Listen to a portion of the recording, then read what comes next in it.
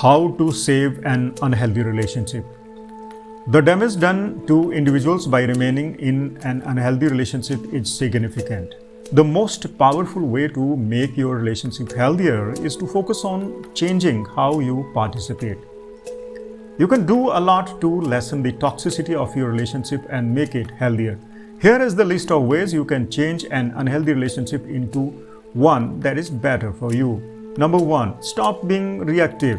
Your first reaction to your partner isn't necessarily the most accurate or productive. Take a deep breath and give yourself time to think about what was said or done and how you want to talk to your partner about it. Later, approach your partner to discuss it. Number 2. Empower yourself by ensuring you understand your partner accurately. The next time you are upset, ask them questions to confirm your understanding. Often, we are upset due to assumptions, but once we check our stories, we realize we would misunderstood. Number 3. Be intentional in your responses. This proactive approach gives you control over your communication, ensuring your point is clear and your partner is more likely to understand. Don't dump a laundry of lists, complaints onto your partner. Number 4. Self-soothe.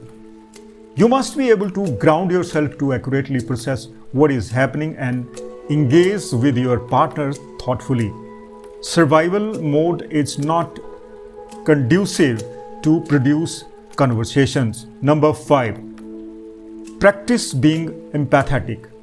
Empathy is the ability to understand and share the feelings of another. Try to understand your partner's perspective and feelings rather than judging them. Judgment leads to disconnections, whereas empathy leads to understanding and greater connection. Number 6. Don't blame your partner.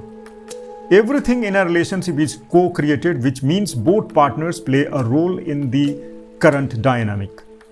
It is not about assigning blame or understanding that your actions and reactions contribute to the relationship.